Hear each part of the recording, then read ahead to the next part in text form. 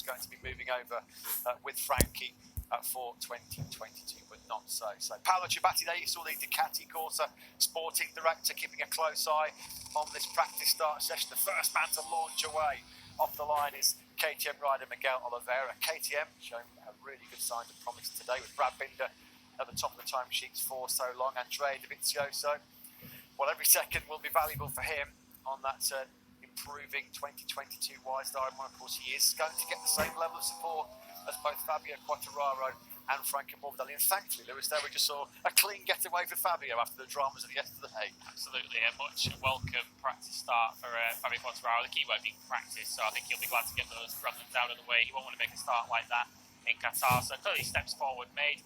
And I think what he probably learned from yesterday, we're seeing his smaller riders, none of them are parking over to the left-hand side, the rider's left, and pulling into all the dirty dust and sand and mud that's been blown on the track up against the pit wall. We're all very keen to stay on the racing line this time. You can see there Andrea Dovizioso, obviously late on in that session, was running quite a light fuel load, maybe in time attack mode, but he's just getting a little bit of a splash and dash to make sure he can get round this 4.3 kilometre Mandalika circuit for the practice start session. So the pit wall is pretty busy over there in Indonesia right now. There are the Pramac Ducati team, the factory Ducati Lenovo team as well, keeping a very close eye on what's happening out on circuit. Just pick up there in the background, that's of course Marc Marquez, flanked by Darren Binder. Excellent second day for Marc Marquez. He was never going to be taking big risks, coming back from so many significant injuries over the last couple of years. The 8 times world champion played it safe like so many did on those tricky conditions on day one, but he was much more to the fore today. Marc Marquez, second behind Luca Marini on the timesheets, and that new Honda launching away pretty well, Lewis, by the looks of it. It is, and Marc Marquez, I think he knows full well that the points aren't handed out until March the 6th in Qatar. So as you say, there was no real value, I suppose, for Marc Marquez to push the boat out too much. He more than anyone else, it's got to be in the back of his mind. I think you can only be human if it's in the back of your mind what happened to him over the winter with the double vision that he suffered as a result of that training crash just before the Algarve Grand Prix at the end of last season.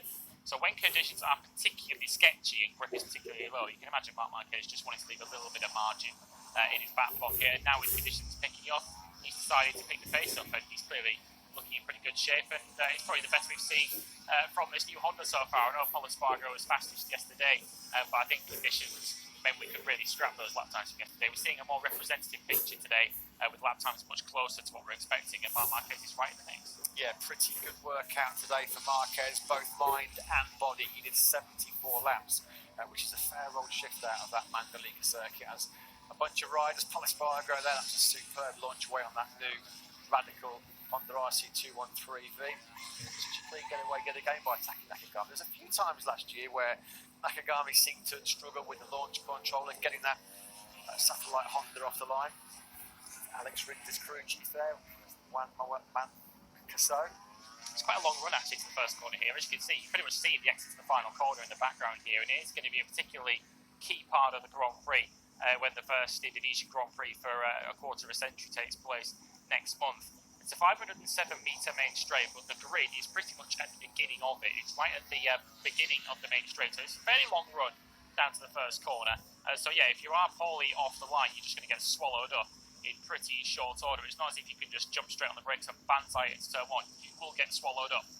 So it is key that if you are anywhere sensible on the grid gate, you do get that start right, because you could ruin your race on lap one. So what you're saying, Lewis, is we could have 5 or 6 Ducatis in the top 5 or 6 positions on lap one in Mandalika. There's every chance. We saw it as the people who remember the very first image of the 2021 season. We just saw a Ducati benefit, didn't we, into turn one as Jorge Martin came steaming through the field, as Marc Marquez does what Fabio Quartararo did yesterday, and you can see a graphic demonstration there of the dust and dirt offline. Marc Marquez kicking up plumes of dust as he headed off the line, not in the direction that he started.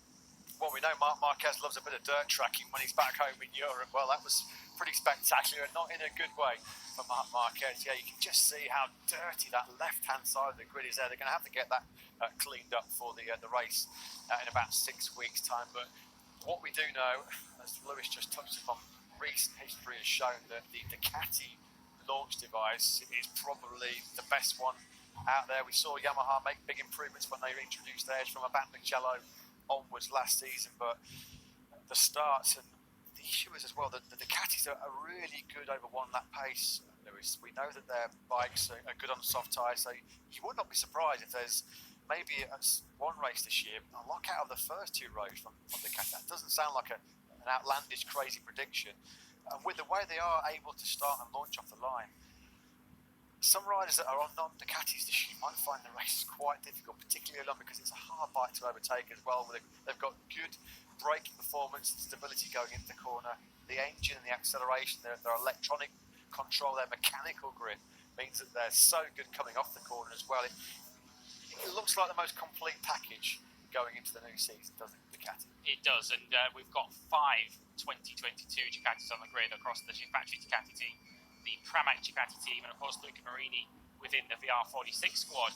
So there's 5 of those on the grid, and of course the 2021 bike finished last year as the class of the field. Pecco Bagnaia winning on it 4 times in the closing 5-6 races of the season. So Enea Bastianini in particular will be a real factor in the early stages of the season if anybody is struggling to get their new packages up to speed. Marc Marquez, I think this is take 3 now. His first start went pretty well, his second far from it, so we'll see if he's nailed it on the third one. But yeah, as you say, it wouldn't be beyond the realms of possibility to have 5 or 6 Ducatis starting in the front 2 rows of the grid when we go to Qatar. Marc Marquez gets it much more settled that time, and more to the point, he went directly straight ahead off the line rather than hard left. But yeah, as you say, what Ducati crave in a Grand Prix and what the others fear is when Ducati have track position in a Grand Prix, because they are just so hard to shift from the front of the field. How many times do we see, particularly in Qatar, we saw it last year as the Yamahas and the Suzukis are trying to fight their way through, they get past the Ducatis and then